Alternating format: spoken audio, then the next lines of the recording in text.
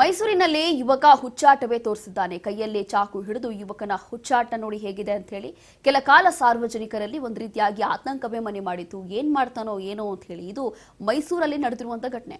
ಮೈಸೂರು ಜಿಲ್ಲೆ ಟಿ ನರಸೀಪುರ ಪಟ್ಟಣದಲ್ಲಿ ನಡೆದಿರುವಂತಹ ಘಟನೆ ಇದು. ಕೈಯಲ್ಲಿ ಚಾಕು ಹಿಡ್ಕೊಂಡಿದ್ದಾನೆ. ಹಿಡ್ಕೊಂಡು ಅನಾಮಿಕ ವ್ಯಕ್ತಿ ರೀತಿಯಾಗಿ ಅಡ್ಡಾಡ್ತಾ ಇದ್ದ, ಅಲ್ಲೇ ಓಡಾಡ್ತಾ ಇದ್ದ.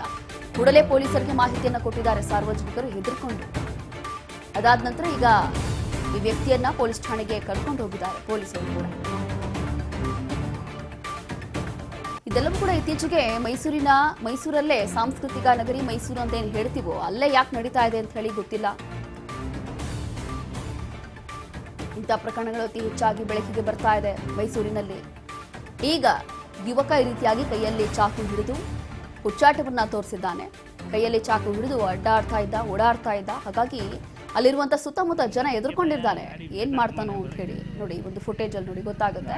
ಹಾಗಾಗಿ ಕೂಡಲೇ ಅಲ್ಲಿರುವಂತಹ ಸ್ಥಳೀಯರು ಪೊಲೀಸರಿಗೆ ಮಾಹಿತಿ ಕೊಟ್ಟಿದ್ದಾರೆ. ಮಾಹಿತಿ ಕೊಟ್ಟಿದ್ದ ನಂತರ ಪೊಲೀಸರು ಬಂದು ಈತನನ್ನು ಅರೆಸ್ಟ್ ಮಾಡಿದ್ದಾರೆ.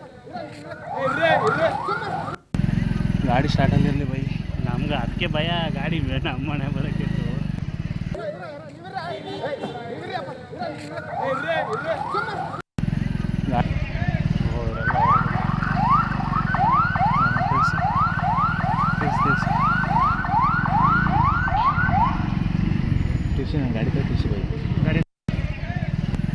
ಗಾಡಿ ಸ್ಟಾರ್ಟ್ ಅಲ್ಲಿ ಬೈ ನಮ್ಗೆ ಅದಕ್ಕೆ ಭಯ, ಗಾಡಿ ನಮ್ಮ ಮನೆ ಬರೋಕ್ಕಿತ್ತು.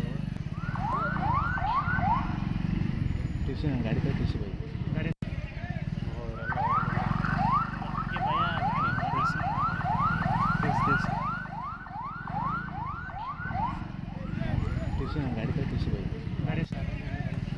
ನೋಡಿ, ಹೀಗೆ ದೃಶ್ಯಗಳಲ್ಲಿ ಗಮನಿಸ್ತಾ ಇದ್ದೀವಿ. ಚಾಕು ಹಿಡಿದು ಈ ರೀತಿಯಾಗಿ ಯುವಕ ಅಡ್ಡಾಡ್ತಾ ಇರುವಂಥದ್ದು. ಕೂಡಲೇ ಈ ರೀತಿಯಾಗಿ ಇತ್ತೀಚೆಗೆಲ್ಲ ಏನೆಲ್ಲ ಘಟನೆಗಳು ನಡೀತಾ ಇದೆ ಅಥವಾ ಹೇಗೆಲ್ಲ ರೌಡಿಸಮ್ ಮಾಡ್ತಿದ್ದಾರೆ ಯುವಕರು, ಎಷ್ಟೆಲ್ಲ ಕೊಲೆಗಳು ಸುಲಿಗೆಗಳಾಗ್ತಾ ಇದೆ ಅಂತ ಹೇಳಿ ಗಮನಿಸ್ತಾ ಇದ್ದೀವಿ. ಇದೀಗ ಮತ್ತೊಮ್ಮೆ ಹೀಗೆ ಯುವಕ ಕೈಯಲ್ಲಿ ಚಾಕು ಹಿಡಿದು ಮಧ್ಯ ರಸ್ತೆಯಲ್ಲಿ ಈ ರೀತಿಯಾಗಿ ಓಡಾಡ್ತಾ ಇದ್ದಾನೆ. ಕೂಡಲೇ ಅಲ್ಲಿರುವಂಥ ಜನ ಹೆದರ್ಕೊಂಡಿದ್ದಾರೆ. ಮತ್ತು ಗೃಹ ಸಚಿವರು ಹೇಳ್ತಾರೆ, ಹೌದು, ಒಂದು ರೀತಿಯಾಗಿದೆ, ಕ್ರೈಮ್ ರೇಟ್ಸನ್ನು ಕಡಿಮೆ ಮಾಡುವಂಥ ಒಂದು ಉದ್ದೇಶದಲ್ಲಿದ್ದೀವಿ, ಅದರಲ್ಲಿ ನಾವು ಕೆಲಸ ಮಾಡ್ತಾ ಇದ್ದೀವಿ ಅಂತ ಹೇಳಿ. ಆದರೆ ಆ ರೀತಿ ಏನೂ ಆಗ್ತಾ ಇಲ್ಲ. ಕಳೆದ 1 ಅಥವಾ 2 ದಿನಗಳ ಹಿಂದೆ ಅಷ್ಟೇ ಮೈಸೂರಿನಲ್ಲಿ ಸಾಮೂಹಿಕ ಅತ್ಯಾಚಾರ ಕೂಡ ಮಾಡಲಾಯಿತು.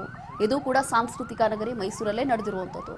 ಹಾಗಾಗಿ ಒಂದು ರೀತಿಯಾಗಿ ಮೈಸೂರು ಅಂತಂದರೆ ಎಲ್ಲರಿಗೂ ಕೂಡ ಒಂದು ಸಂಸ್ಕೃತಿ ಅಥವಾ ಒಂದು ಪಾಸಿಟಿವ್ ವೈಬ್. ಆದರೆ ಆ ರೀತಿ ಏನು ಆಗ್ತಾ ಇಲ್ಲ. ಇತ್ತೀಚೆಗೆ ಇಂಥ ಘಟನೆಗಳು ಮೈಸೂರಲ್ಲಿ ಜಾಸ್ತಿ ಬೆಳಕಿಗೆ ಬರ್ತಾ ಇದೆ.